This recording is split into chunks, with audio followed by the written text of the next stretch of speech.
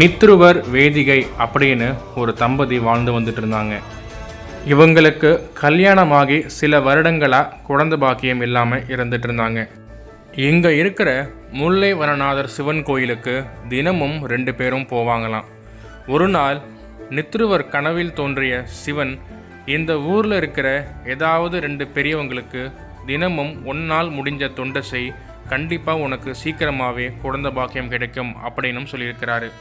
சிவனின் உத்தரவு படியே இந்த ஊரில் வாழ்ந்து வந்த கௌதமர், கார்கேயர் என்ற முனிவர்களுக்கு தங்களால் முடிஞ்ச தொண்டுகளை செஞ்சிட்டு இருந்தாங்க நித்ருவரும் வேதிகையும்.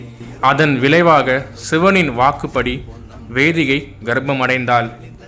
தங்களது கர்ப்ப காலத்தில் கூட இங்கு இருக்கும் முல்லை வனநாதரையும் அம்பாளையும் தினமும் தரிசிப்பது இவர்களது வழக்கமாக இருந்தது. ஒரு நாள் பகலில் சிவனடியார் ஒருவர் வேதிகை வீட்டுக்கு வாசலில் நின்று உணவு ஏதாச்சும் இருந்தால் கொடுங்க அப்படின்னு கேட்டிருக்கிறாரு.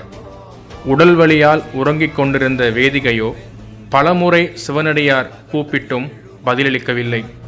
ஆத்திரமடைந்த சிவனடியார், உனது கர்ப்பம் இன்றே கலைந்து போகும் அப்படின்னும் சாபம் விடுறாரு.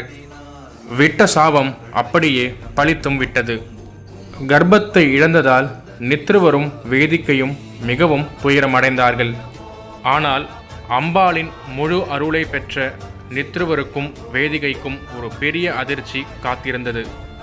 கலைந்த கர்ப்பத்தை ஒரு குடத்தில் பாதுகாத்து பிரசவ காலம் முடிந்த பின் ஒரு அழகிய ஆண் குழந்தையாகவே அம்பாள் இந்த தம்பதியிடம் கொடுத்தாங்க.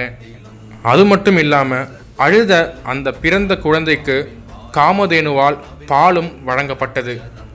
பிறந்த அந்த ஆண் குழந்தைக்கு நைத்ருவன் அப்படின்னும் பெயர் வைக்கப்பட்டது. பெரும் மகிழ்ச்சி அடைந்த நித்ருவரும் வேதிகையும் இந்த அம்பாளுக்கு கர்ப்பரக்ஷாம்பிகை அப்படின்னும் பேர் வச்சு அவங்களோட புகழை ஊர் முழுக்க பரப்ப ஆரம்பித்தாங்க. இதனால தான் இந்த கோவிலுக்கு தம்பதியாக போயிட்டு சிவனையும் அம்பாளையும் வழிபட்டா குழந்தை பாக்கியம் கண்டிப்பாக கிடைக்கும் அப்படின்னு சொல்கிறாங்க.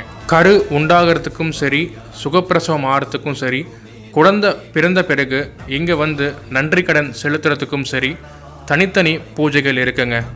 அதை பற்றி விரிவாக நம்ம வர வீடியோவில் பார்ப்போம். சேனலை சப்ஸ்கிரைப் பண்ணி வச்சுக்கோங்க. நன்றி.